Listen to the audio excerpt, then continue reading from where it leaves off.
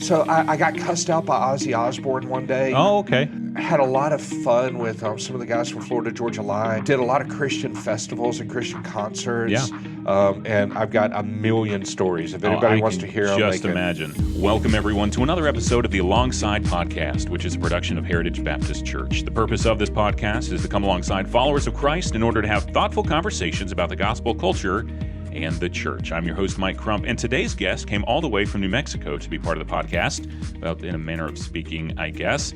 He is the new technical director here at Heritage, who, along with his wife and daughter, have come across the country to be part of Heritage, and we're very, very thankful that he did. Of course, I'm speaking of the one and only Phil Holland. Welcome, Phil. Wow, one and only. Yeah. There's not many people that get that title. Yeah. Well, I mean, because you are the one and only. I mean, the only Phil Holland I know, so we'll go with that one. Now, Phil, you have been on staff for how long now? It has been long. Wow. So we got here, my official start date was June 6th. Okay. And we started the trip. I mean, I kind of feel like coming across the country, well, we did. Yeah. But I kind of feel like the pioneer days. So we started the trip June 1st, okay, which was Wednesday, and we got here on Friday night, Saturday. Yeah. So like the 3rd or the 4th. So it was a 4-day trip out here. Yeah. And that was quite the trip by what I hear. I know Pastor Kevin was kind of with you on the journey. Yes. So... Yeah, no, and the trip itself was actually pretty smooth and pretty uneventful, which was good. Yeah. But, I'm sure we'll get into things on houses and that type of stuff. But in the whole process, it was just we're selling a house in New Mexico, buying a house out here. So this entire trip coming across was me sitting on a cell phone trying to work out paperwork work out and all the details. that. Oh, man. And I got a really good friend out in New Mexico named Randy. Yeah. And he actually offered his U-Haul for us. So then he was like, I've never been past Amarillo, so I'll drive you. And I was like, really? Oh, wow. So he jumped in, we loaded up his box truck, and we came all the way across. Wow. And Kevin flew out there. Very, very glad he did, because we were so tired from just, getting rid of everything in the house and almost literally loading up the U-Haul and then driving across. And I just, the night before we left, so... Mm-hmm. Whatever, the night before June 1st, whatever that was, the 31st, 30th, I don't know. So whatever that night was, Angie and I, my wife, we stayed up until like 5 a.m. that morning loading and getting everything ready. Man. And Kevin was sound asleep. but in fairness, he had a long day coming in, and there was that was eventful getting out to us, which was interesting. But he was able to get into the truck. We left New Mexico about 1 o'clock that afternoon, mm-hmm. so he was able to get in the truck, and Angie and I crashed. We went to sleep. Oh, man. Quite the adventure. I know I was exhausted just basically crossing. We moved from one side of Water Lake to the other side of Water Lake here in Forest. So Water Lake, I actually know where that is. You know where that is? Yeah, I've been on the road a couple of times. Fantastic. Well, so you're already just part of the culture around here. You know where Water Lake is. Yeah, I'm a local. All right. Well, we are going to get into your journey here in just a moment, but there is a rumor going around that you are deathly afraid of bears. And I wanted to hit that one first. See, in the rider, I said you're not allowed to bring this up. All right, just joking. But let's go back to the beginning of Phil. Where did you grow up, and what was life like for you as a kid? So I was born in Marshall, Texas. Okay. And 6 weeks later, we moved from Marshall to Denver, Colorado. So I don't remember much of Marshall. Gotcha. So, and then we got to Denver, and we were there for 2 years. So I was 2 years old when we left Denver. So again, I don't remember much of Denver. Yeah. And we moved to Tyler, Texas, which is kind of in between Dallas and Shreveport, that area in there. So I stayed there till we were in 3rd grade. All right. And actually in Tyler's where I got saved at Southern Oaks Baptist Church. Awesome. So I was age of 5. Yeah. I don't know if you want to get into this. Yeah, no, please. Okay. How'd Lord draw you to himself? Sure. So it was kind of, so we had a new pastor come into the church. This was, hey, meet and greet the pastor, all that type of stuff. Yeah. So that was the Sunday that I walked forward to get saved. But what happened right in front of it was, we went out Bible cover shopping for my brother. Oh yeah. And I, as a 5-year-old, I thought the coolest thing in the world was he was about to get a sword on his Bible cover. And I'm a big Star Wars fan. Okay. So I just thought that was the coolest thing ever. So going through that process, I was like, well, what'd you get? And he said, a cross. I was like, cross, what is that? So my brother's like, well, it's the thing that Jesus died on. I was like, okay. Yeah. So the next day in Sunday school, that was on Saturday, the next day, they just started talking about what Jesus did on the cross in Sunday school. And this is in the middle of September, so it's not like Easter it's not Sunday. Easter Sunday. Yeah. So God just provided that conversation steered that direction. So the pastor gets up and starts doing a meet and greet with everybody. And I saw all these people walking down. And I knew that if you wanted to get saved, you walk down and you talk to the pastor. Yeah. So I walked down, shook the pastor's hand, and Don said, "Why did you come down here, Philip?" And I said, "I came down so that I can accept Christ as my Savior." That's so awesome. Afterwards, we had a conversation in his office, excuse me, myself and my dad and the pastor. Yeah. And whenever I don't remember that conversation well because I was 5. Yeah. But I remember that walking out of there, the pastor said, "This kid's got more knowledge of what Christ did on the cross than most adults I talk with." Wow. So we knew that God was drawing me. We knew that God had his hand on me at that point. Yeah. So I accepted Christ in his office that day and have started walking with him ever since. That is really cool. Got baptized the next Sunday, I believe, or a couple of Sundays later. Yeah. So I think it's awesome how the Lord will use even something that we maybe take for granted, something even just like that conversation with your brother to kind of prime the pump, Absolutely. Like what is this cross all about? And then just setting up the sequence there. So, well, praise God. So God brought you to himself at a young age. Yes. And so you grew up in the church? Yes. Okay. So literally, I was born on a Tuesday and I was in church on a Sunday. So I'm sure that's the testimony of a lot of people. That's pretty much mine as well. Yeah, exactly. If my mom had it her way, I probably would have been church on Wednesday. But I don't think she was allowed to come out of the hospital that fast. Yeah. No, I get that. So you grew up around those scriptures, around Christ being proclaimed and taught. So what was it like kind of growing up from there? After you come to know Christ, what's discipleship like for you? Are there certain people in your life that had kind of an influence on that? Or Yes. So we went from Tyler to Fort Lauderdale, Florida. So I was at a church down there, First Baptist Fort Lauderdale. Okay. And my brother and I were kind of running around. A lot of my stories revolve around my brother and I doing something mischievous. As many boys growing up, their stories start that way too. So, but my brother and I were kind of running around the church, and the sound guy kind of came over and said, "Hey, why don't I show you what these knobs and buttons do?" And he brought us in. I was probably about 10 years old at the time. Yeah. And we actually started running sound in church on Sunday nights for large gatherings and all of this good stuff. So that's really cool. Yeah, so he was definitely a mentor in my life, and he kind of introduced me to a lot of this technology and stuff. Yeah. And what year was this? Wow. Do you remember? Somewhere between 85 and 88. Okay. So I'm an old man now. So technology was a little bit different back then. Yeah, so we had to rub 2 sticks together to get audio to go through the cables. To get that power going. Yeah. Right. Yeah. And then hamsters had to run on wheels to get the amps moving. So okay, good. Well, that's awesome. So you're a young guy. You're 10 years old. You're introduced to serving at the church. Yes. And specifically in the area of technology, audiovisual stuff. And did you like it instantly? Was this something that you just were like, "Oh, this is awesome," or was it just something over time you just grew to enjoy? I don't really know if I could say instantly. Okay. It was something to do. Okay. So it got my mind kind of there, and I was engaged with what was going on in service because you have to be listening to what's happening and picking up cues and all of that. So I was at least focused and having service kind of poured into me during that time, which is good. Yeah. As I've kind of grown, I'm also a musician. I started playing drums in 5th grade. Okay. Long time ago, galaxy far, far away. So for the Star Wars reference out there. There you go. It's perfect. Thank you. So I started playing drums, and as I was playing drums and doing sound, I started noticing that some of the venues, some of the places that we would go, there's kind of a disconnect between your sound guys and your band. So, the band's saying, "Hey, this is what I need." The sound guy, there's all these grumpy sound guy memes on Facebook, and a lot of them very much fit, especially in the secular world, which is kind of funny. But there's this disconnect of, the band always saying, "Hey, I want more." Yeah. And the sound guy going, "I'm giving it all she's got, Captain." Star Trek reference. So it was, how do you put those two together? And then starting to work with, sorry, I'm jumping so far ahead. Please. Starting to work inside of local churches later in my life and in my career, it was most of the time in a lot of, especially our smaller churches, the person most qualified to run sound is the guy that shows up and turns the lights on. Yeah. And that qualifies him to run sound for the entire thing. There is a lot of truth to that. Yeah. Having grown up in church, I understand that one. Yeah. So I started working as a store, music store manager. Okay. Later, I was a youth pastor. I've done a lot. So sorry, I'm jumping all over the place. So let's before we get there. Perfect. Before we get there. So because you kind of threw that out, I was a youth pastor, and then you're in a music store. So let's you are growing up in a church. Yes. You're learning to serve. You are diving into tech and kind of learning this world. Yes. What did you do from kind of going into adulthood?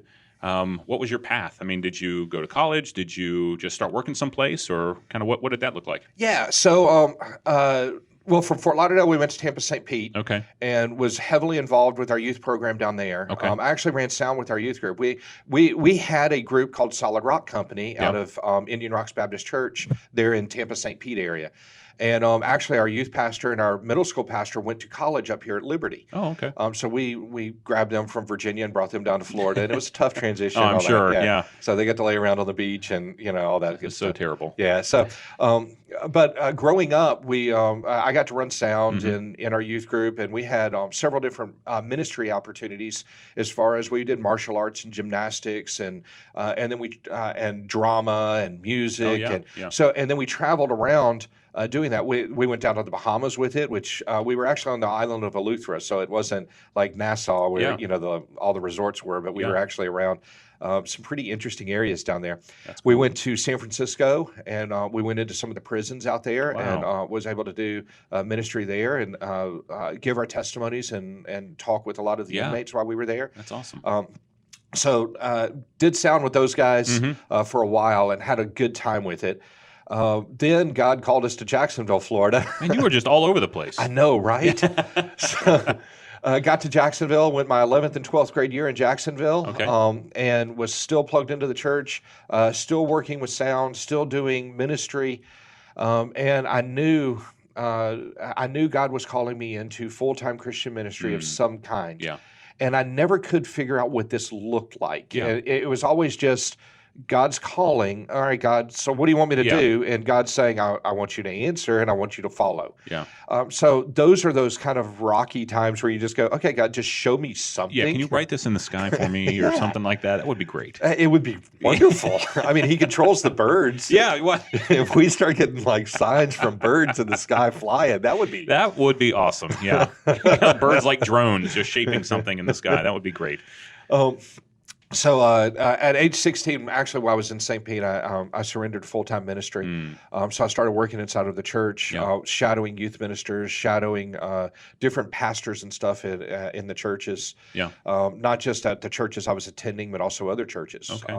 And then, Jacksonville, went there, was able to get around some really. My best time in Jacksonville was around one of the pastors there named Homer Lindsay. And Homer was at First Baptist Jacksonville for a while. He had been there for forever. His dad was at that church. Yeah. And he was just a great, great man, and he was a great, godly man. Yeah. Didn't get to spend a lot of time with him, but just the couple of hours that I did just really made a lasting impact on me. Awesome. Great guy. Jerry Vines was also a co-pastor with him there. Okay. So went to college at Florida Baptist Theological in Graceville, Florida, the thriving metropolis. Of Graceville? Very small. It's in the panhandle of Florida, just under Dothan, Alabama, a little north of Panama City. Okay. So went to college there, met my wife while we were in college. Wonderful. I love telling this story. My wife always shrugs and says, I can't believe you say it this way. But, then it's perfect. Yes, please share. We got engaged the day before graduation and married the day after graduation. So, wow. Now there's 6 months in between those two.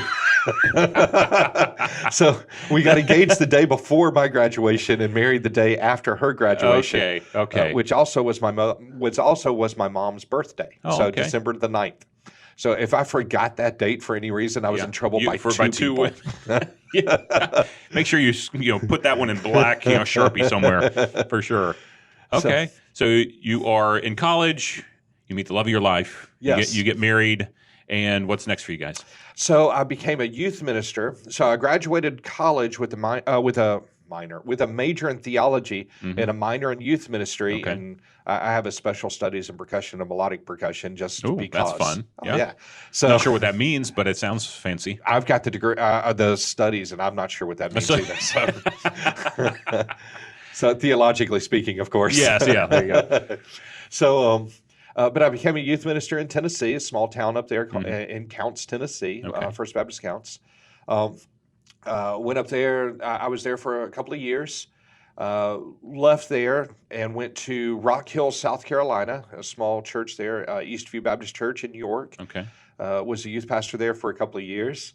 And I knew that God was kind of calling me. I always say, and I'm sure many people that have worked with youth will understand this statement. I absolutely love working with youth. Mm-hmm. I hate working with youth parents. And I can say that I've got a youth now. Yeah. So you're one of those parents. No. I will never claim that. I don't know. Ask Nathan Fox. Yeah.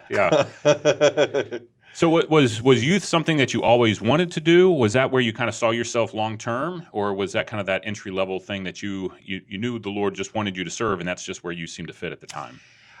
So it was. Growing up, there was really no technical director's position inside of churches. Yeah. I really had a passion for computers, for nerdy stuff and all of that. And I knew God was calling me into ministry, but ministry means being the pastor of a church, and that scared me half to death. Oh, yeah. So I didn't really know how all of that was going to fit together and work. And I knew that God was moving in that direction. Like I said, I really do like working with youth. I love hanging out with them. I like being around. But there was always just this little bit of a disconnect that God was saying, this is where I have you for a season. But in my mind, I was like, no, God, you're wrong. This is where I'm going to retire. I'm going to retire in youth ministry. I love how we love to tell the Lord that all the time, right?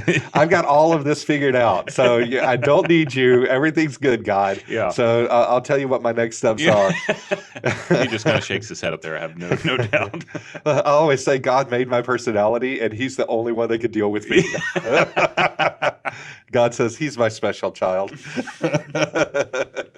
So the answer to the question is I always thought that it was going to be a place I retired, that career, but I also always knew that God was saying, I want you to do something else, but I never could make those two mix for a very long time. Yeah.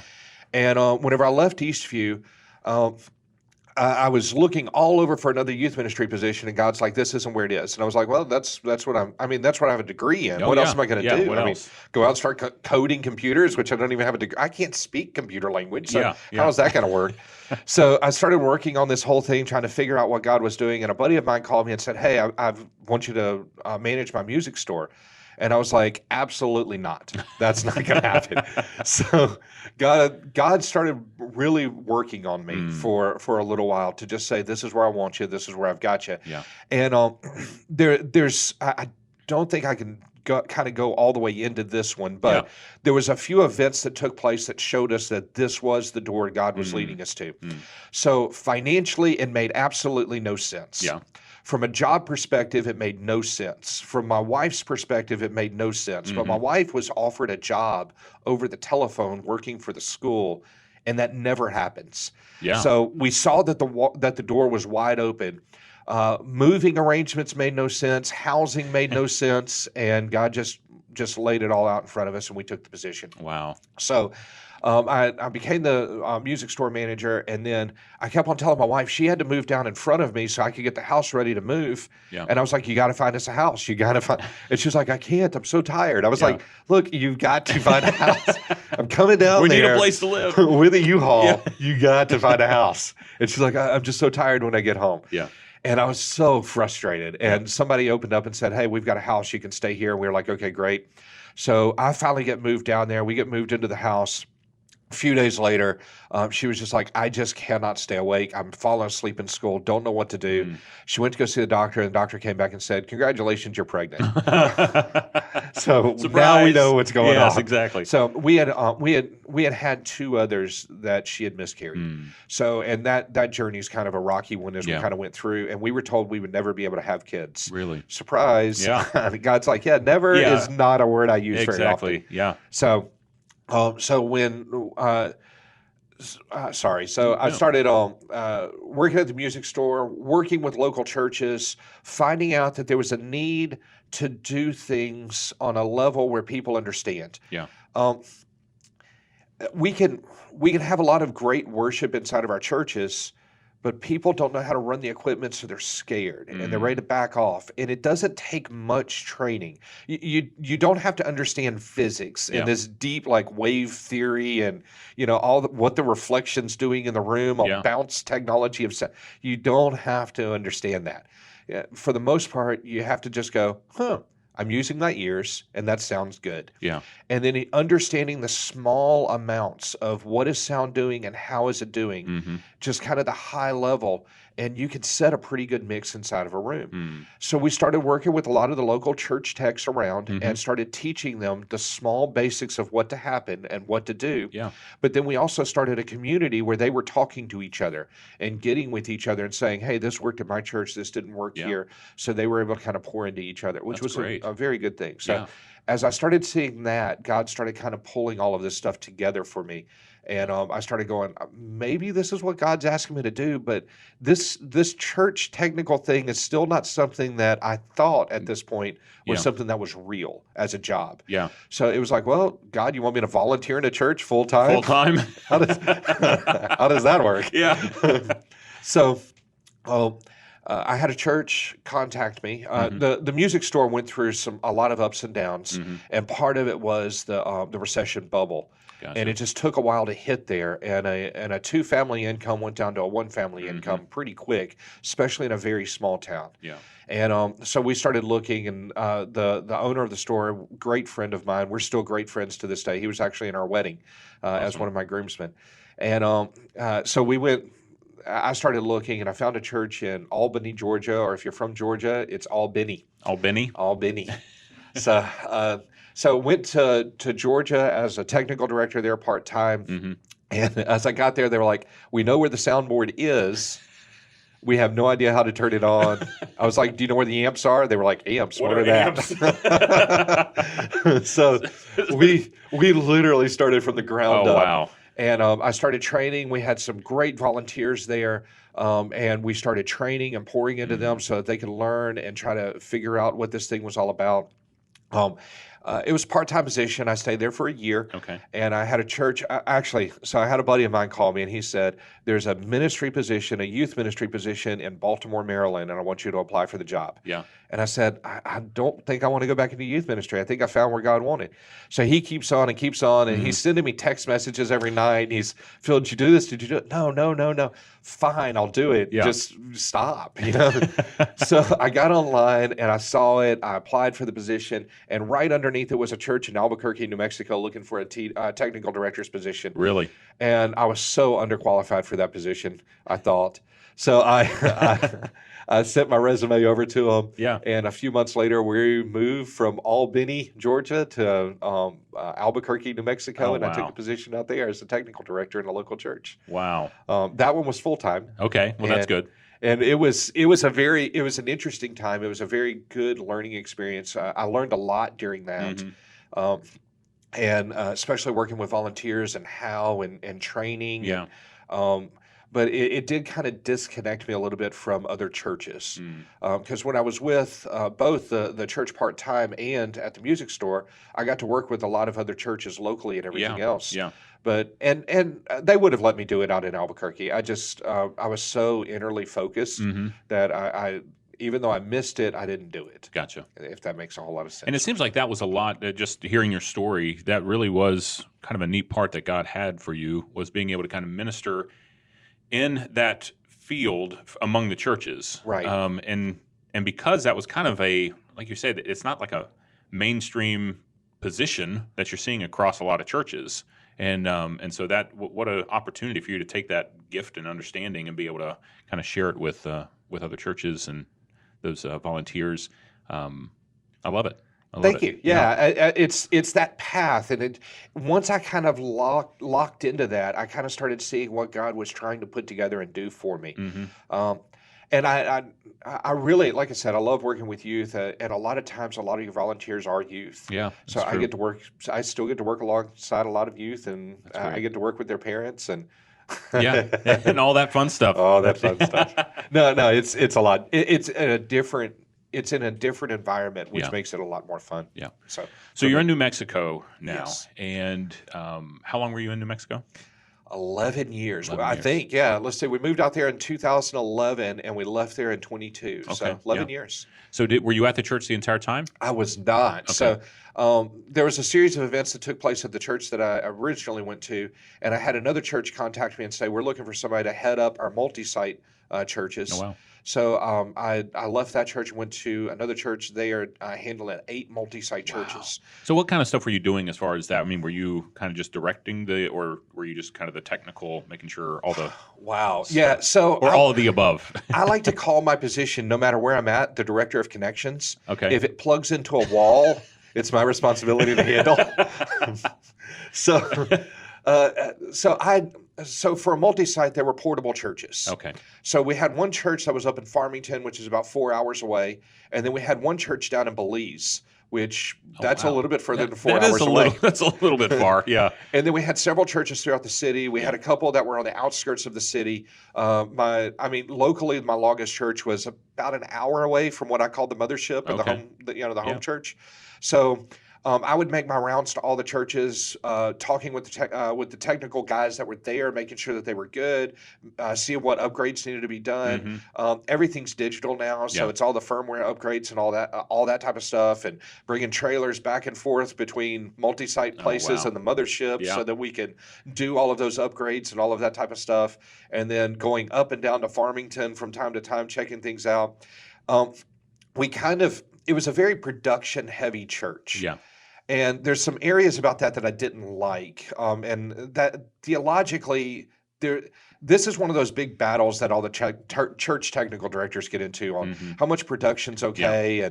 And, some people want a full-out Christian concert, and some people are just, no, I don't want anything that looks like a concert. And then there's all the little points in betweens. Yeah.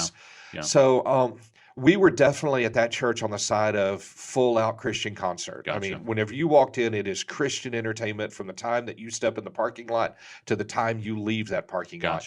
Very brand-driven, signs up everywhere, very seeker-friendly, for another good word for it. And there was, for me and where I was at, there was a push. Something just didn't feel right about that model for me. Yeah. I got into this rat wheel, I guess, hamster wheel. Yeah. Rat race. Rat That's race. the word. We'll combine the two. I thought like rat wheel. Kind of felt like Scooby-Doo. Rat race. So I got into kind of this this run that I was there. Yeah. And wound up leaving that church and went into production. Okay. Because that's not a rat race at all. Yeah, no, not at all. So I started doing a lot of touring. I started doing a lot of working with national bands. Okay. Honestly, I've worked with everybody from the Gaither Vocal Band to Marilyn Manson and everyone in between. They have a lot in common. Sure. Yeah. Wow. So that is quite a it's a change in one sense as far as kind of the culture that you're probably dealing with, but you're probably dealing with a lot of the similar as far as the technical side of thing, right? Yes. Yeah. So for the production company, I managed their video department. So I handled all the cameras and all the switching and all the stuff for the shows. But I was also kind of a Swiss Army knife because of my background. Yeah. So I'd also go out on shows and run lighting for some bands, and I would go out and run sound or monitors or whatever. Yeah. Did a lot of what they would call a system tech job. So I would set the system up, make sure it was ready to go, hand them the A1, the main sound guy. Here's your XLRs. We'll get them plugged into the board, the connections for the board, and then I would sit there and monitor to make sure they're not blowing my system up by running too loud or whatever. Gotcha. So that's always fun to walk up to somebody that's been touring for a long time and say, can you back off my mains a little bit, because you're really hitting my... I'm sure they appreciate that. No, they never do. So I got around a lot of artists. Some of them, like I said, just kind of everybody out there. Worked with a lot of artists, which was a lot of fun. Worked with their crews. And I've got a million stories. If anybody wants to hear them, just imagine. Yeah. Yeah. So do you have one that's like one of your favorites that stands out? Well, so it's all kind of like little bullet point stuff. Okay. I got cussed out by Ozzy Ozborn one day. Oh, okay. So he was backstage walking off, and there was some stuff that didn't go right on the show, and he told me he wasn't happy about it. Yeah. After his manager wasn't happy, and so that's one. Had a lot of fun with some of the guys from Florida Georgia Line. Okay. Just getting around their video guys and working with those guys, and just some really good guys on the road out there. Did a lot of Christian festivals and Christian concerts. Yeah. Did a lot of UFC fighting. Really? And that type of stuff. Did a lot of boxing matches and lot of boxing stuff. So we did a lot of work in casinos and stuff. Okay. I'm one of the guys that would go into a casino and actually make money in the casino because I didn't gamble. I didn't do anything there. So as I walked out, I kept my money. Yeah, you kept your money. It's a good deal. So you worked at this production company. Is that where you went from there to here, or? So my daughter started having some health issues. Okay. And I was doing a lot of traveling and all kinds of stuff like that. And I knew it was time for me to come off the road and stop because she needed her daddy at the house. Yeah. So during that process, I had Sandia National Labs, which they work with Los Alamos. Los Alamos are the people that invented the nuclear bomb a long time ago. Yeah. So Sandia is one of the national labs that's sister with Los Alamos. Okay. And it's a DOE facility. I had national clearance for 4 years while I worked out there. Wow. And I managed their auditoriums. So I got to go in there, make sure everything was kind of set up and running, and that kind of goes back to when you hit the power button, everything needs to come on. Yes, that is key. Right? And you make sure you hit the correct button. Yeah. No, I'm kidding. There was no bad buttons back there, but there is a lot of things that happen there that will, there's some stuff I can talk about and some stuff I can't because of the facility and the nature of which that was. Gotcha.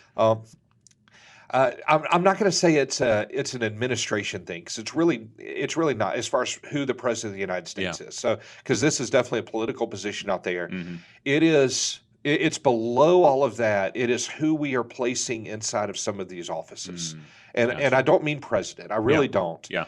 But we've got an agenda that's being pushed and I'm not going to get very political, I promise. But we've got an agenda that's being pushed that is in different realms. Yeah.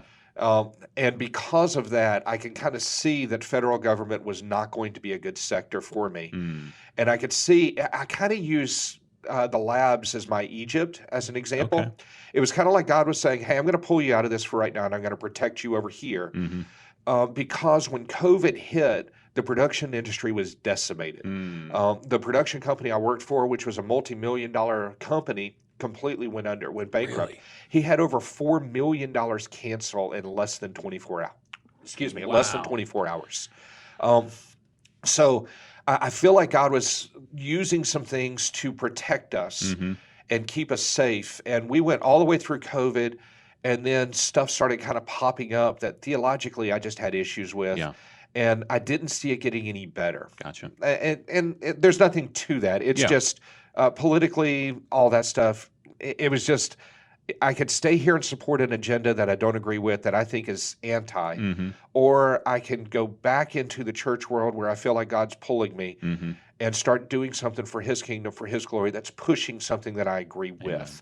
So we started looking, and I got on a church website called churchstaffing.com. Yeah. And I'd actually I started talking with a church back in St. Pete. That's a great area, love it, blah, blah, blah. Yeah. And they said, we have to get your resume through church staffing. That's the only way we can get it the committee said this is the only way they're going to receive resumes. Okay. Well, I called church staffing because they had my old youth ministry resume on it. Oh, wow. And I was like, hey, I need to update my resume. And they were like, you can't. So I kept on doing this push-pull, trying to get this to go because it's from 2006. And I was like, really? I just need to go. So, a little old. So I called them and they said, all right, send it directly to us and we'll try to do it for you. So I sent it directly to them and they were like, it's not accepting it. Give it 24 hours and we'll see what happens. So I said, okay. So the next day I get up and I've got this email from this weird guy named Kevin from this church in Lynchburg, Virginia saying, hey, got your resume from church staffing and love to talk with you. Yeah. And I was like, oh, great, my resume's on there. Yeah. So I sent an email to Kevin, said, love to talk with you, all that. And then I sent my email down to St. Pete, and I said, hey, evidently my resume's on the site now. And they emailed me back from St. Pete and said, no, it's not. It's still your youth ministry resume from 2006. Really? And I went, what? So I jumped on the site, and it's still my resume from 2006. And I was like, well, how did this happen?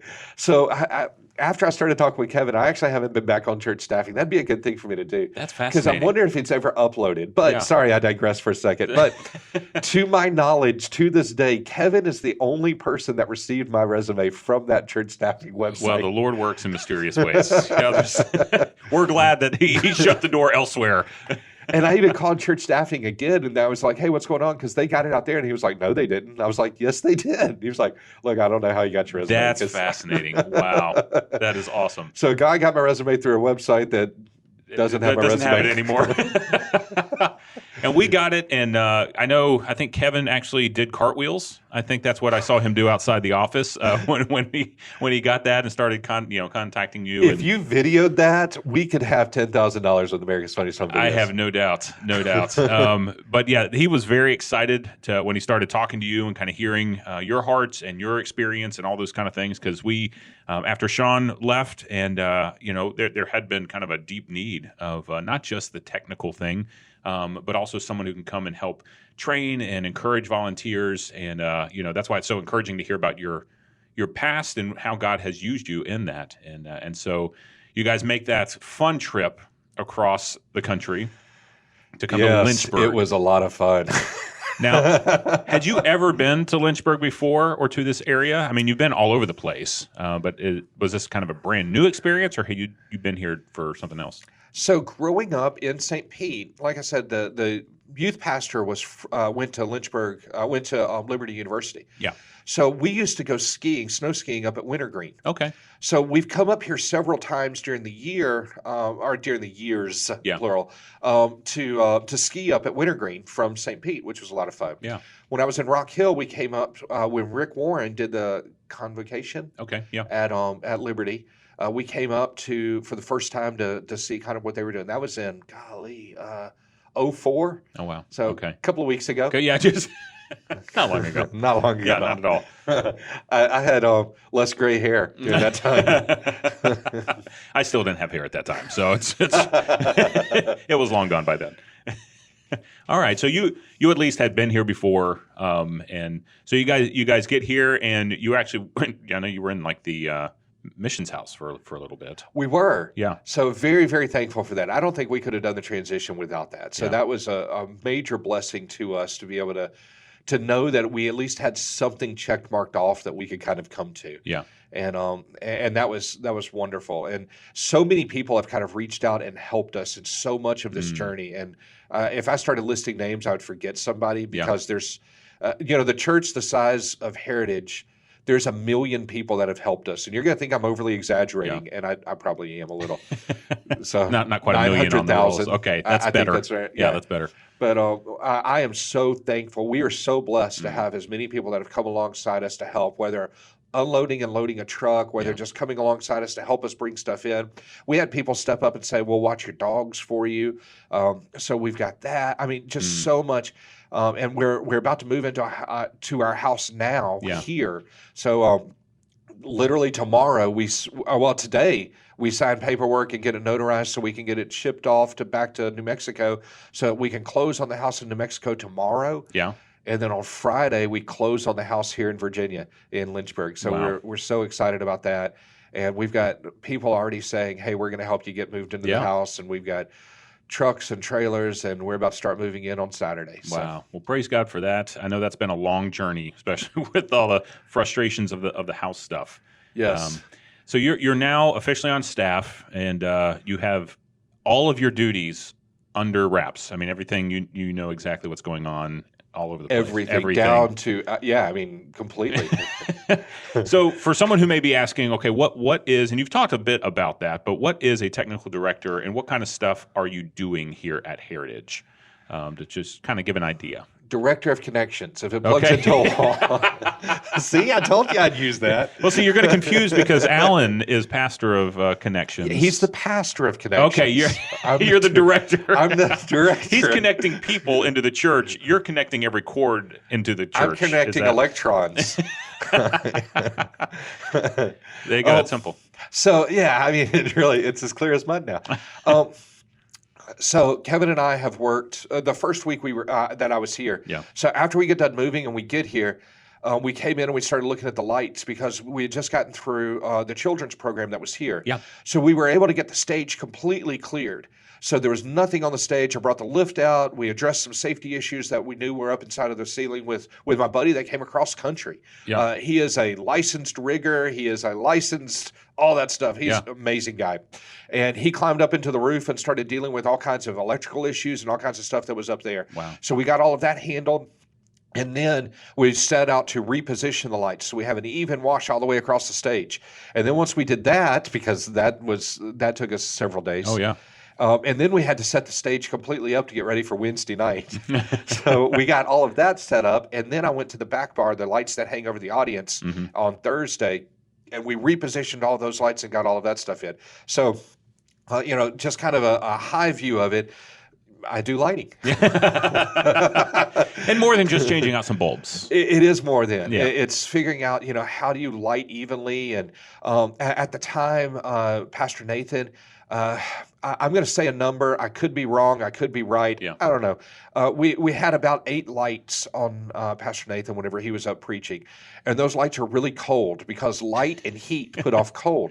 So I'm sure he had to have been burning up there. Oh, yeah. I would stand up there for seconds and be like, this isn't going to work. I'm sweating profusely. So I've knocked those down to 3. That's good. So came back to him and said, hey, by the way, I hope you've noticed you should be able to see out a little bit better. And we adjusted some of the positioning so it's not in his eyes as much. And so it's kind of that technical stuff that we get in there to try to just help both sides. I always say my number one job is to protect the audience from sound, from lighting, from all of that. So as what I do, we protect the audience, but then also come in to try to help everybody on stage so that everything up there is as comfortable and everything else that they can be so that they can do what they need to do to lead us in worship and to guide us and to direct us without having to go, man, I really wish I wasn't standing up here sweating in the middle of December with snow outside. Is it true that the technical director, the tech team in general,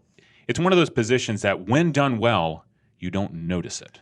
That is the goal. Yeah. If nobody ever says a word to me as far as great job or anything like, then I know that I'm actually doing a good job.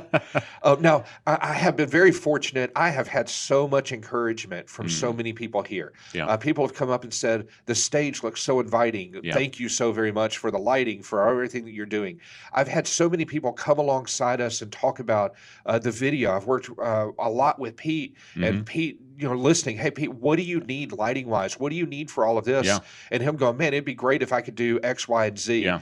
And then during the week, I'm trying to handle that so that we can make sure that things get out and that we can send out the message in a way that's people like to watch. Yeah, and I do want to give a shout out to Pete because he is kind of one of those unsung heroes. He does a fantastic job up in the switcher, getting the video out to the live stream and everything. And Pete, we appreciate you, man. And his brother Mike. Oh, Mike's awesome as well. Handles all the audio up there. And then this is where I'm going to get into trouble because we've named 2 people now, and there's 1 million people on this team. Yeah. Actually, there's not. We need more help. Don't throw out the million so thing. It is me all by myself.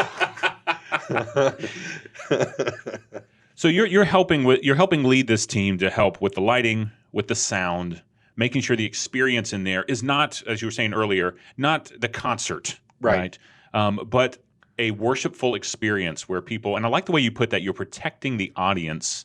And I don't think maybe they consider that, but there is a reality that harsh sound is not only can be damaging, but it also just distracting. And bad sound, bad lighting, all that kind of stuff can distract us from why we're there. Right. And so helping ease that and make that a enjoyable, pleasant thing is such a it takes time, it takes effort, it takes experience, and I'm grateful for you being here to help with that, Phil. Well, and I also like to say God likes us to engage our senses. Mm-hmm. He doesn't like us to manipulate our senses. He likes to engage our senses. That's a good way to put it. Look out. Like right now where we're staying, we get to overlook the mountains and watch the sunset and watch. That is an emotional experience when you look out and see it, and God does that for us. Yeah.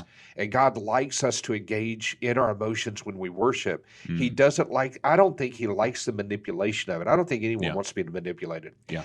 And I think that's a whole long story of what churches do and how whenever we start dealing with production. So I like to allow people, or I like to provide an environment where people are able to engage with their senses, to engage in worship of the true living God. Amen. But I don't want to manipulate that. I don't want someone to walk in and go, man, I just feel like I had to do something because of. I don't like the manipulation factor. I appreciate that heart, Phil, and another reason I'm just so glad you're on the team. So we have talked a bit about what you are currently doing. How can people be praying for you in this new position? Because obviously you're still learning the ropes. You're still kind of learning the culture of Heritage. That is a big thing, and it takes time. And you're also kind of building a team. You have a team there. There's some solid guys, as we mentioned with Pete and Mike, and many others. But there probably is still a need out there as well. So how can we be praying for you and maybe even help you? Well, okay, so the biggest need that I have right now, this is huge, is my office sits right outside of yours. So we need to build a wall. Mike is wanting to talk about bears all the time. No, I'm kidding. That's a big inside joke. But Bears beats and Battlestar Galactica. I don't know what else to say. Yeah. Right now it's the learning process. Yeah. It is, engaging with the culture that's there. I like to plug in where I'm at and see what's working. You have to make some assumptions, and one of those assumptions is that intelligent people put in processes before I got here. So as I look at that, it is, wow, I wouldn't have done it that way. But I have to assume someone intelligent thought their way through it. Yeah. So I need to learn what that thinking process was and then make that decision. Is that the best way to do it, or is there something that we missed? Yeah. So I always like to do that. So I'm not a big fan of walking in and just changing everything from the ground up and going forward. So right now it's still kind of that exploratory phase with me. I'm still working through that. We've got some technology, some equipment. Sean was brilliant when it came to a lot of things. And he did a great job setting up a lot of these classrooms and stuff. I just have to learn those processors. Not processes, but processors, programming them and all of that type of stuff. So I'm working my way through all of that, which is a lot of fun and interesting process. Yeah. I like to use the word process. Apparently so. That's how you're processing a lot of these questions. Yeah. The team has been phenomenal coming alongside us. We're getting people that are saying we want to plug in and we want to help and we want to be a part of what's going on. And then it's just, getting people involved. And if you know how to click a mouse, we can put you to work. If you don't know how to click a mouse, I'll send you to Mike's office, Mike Crump's office. He will teach you how to click a mouse. I can teach you how to click a mouse. And then I'll take you and we'll teach you how to make you a professional mouse clicker. You do not have to know that. That's people are like, I can't help you. I don't know how to program a VCR. There are no programmings of VCRs. We're okay. What is a VCR at this point? Yeah. We don't have to work. Most people know how to turn on a TV. Yeah. And that's, we're looking at buttons that are kind of the same type of things. The buttons might look scary, but they're really not. We understand them. Yeah. And I'd love to teach that, and I love to be a part of that. We close on our house. That's kind of pressing on us right now. Yeah. I appreciate any amount of prayer on that. I appreciate the prayers from closing. I appreciate the prayers of loading into the house and getting everything set up. We're just going through all of just the moving aspects of everything and getting adjusted into a new environment. Like I said earlier, I've got a wife, Angie. She's great. She's helped me through so much of this. We have a daughter, which we talked about. I never said her name. Her name's Adley.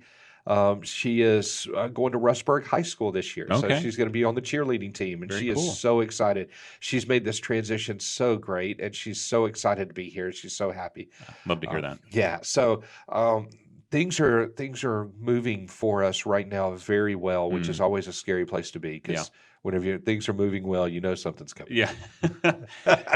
Well, I would definitely encourage all those who are listening, be in prayer for Phil and his family, for wisdom, obviously, with the house and all those kind of things. And when this airs, you guys will probably be moved in and pictures on the wall, maybe. Please, Lord, prayerfully. Let that be true. But be in prayer for him. And as they just transition, any move is significant.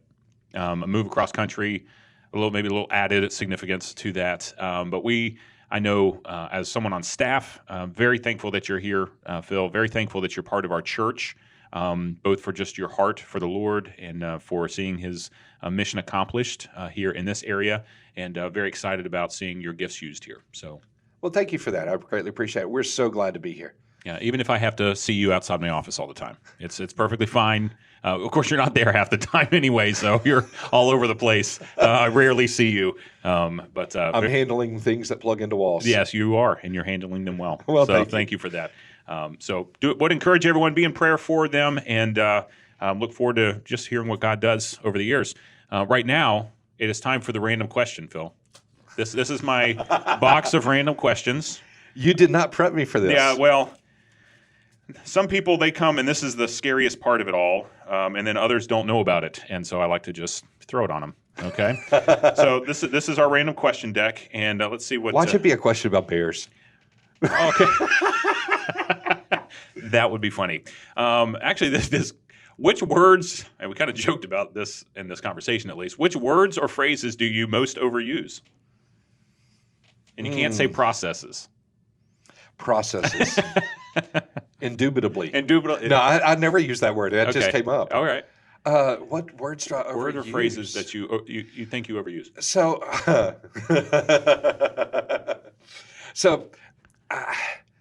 sorry, there's a backstory to this one. Okay, no, please. I'm always, it's kind of the whole, hey, how are you doing today? Oh, I'm fine. How are you? Yeah. Oh, I'm fine. And then you go your own way. Yeah. That whole conversation's a waste of time. Okay, tell us how you really feel. So, all right. So when people ask me, and this is a big thing, especially back out west, if anybody hears this out there, they already know where I'm heading with this. Yeah. So they'll be like, how you doing? I'm like, if I was any better, I'd be you. And people are like, I don't know about that. But it breaks up that monotony of that whole question. And I overuse that all the time because I say it constantly.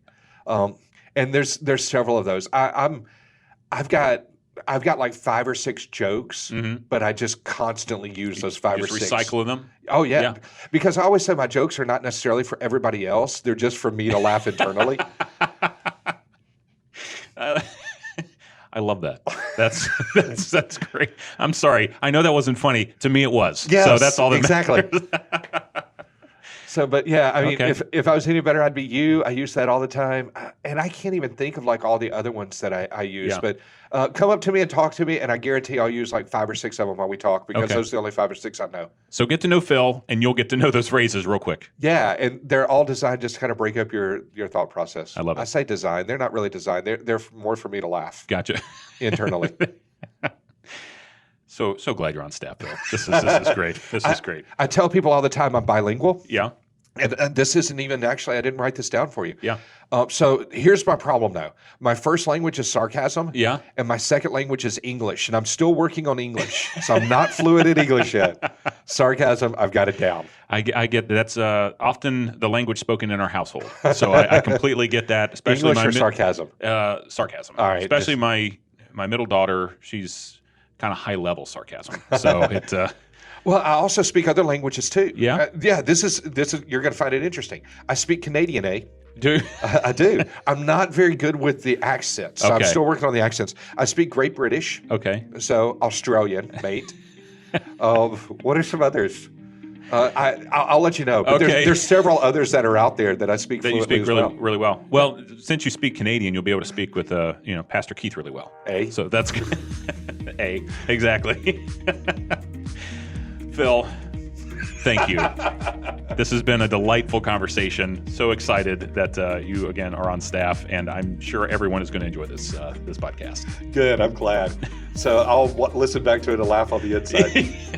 Which is the whole purpose. It is. All right. Well, this has been another episode of the Alongside Podcast. For more details on Alongside, including show notes, past episodes, and links to everything Phil, you can visit our website at alongsidepodcast.com. Also, wherever you may be listening to this, make sure you leave 5-star reviews so others can hear about it and be encouraged in their faith. I'm your host, Mike Crump. Thanks for listening, and we hope you'll join us next time as we continue to come alongside followers of Christ in order to have thoughtful conversations about the gospel, culture, and the church.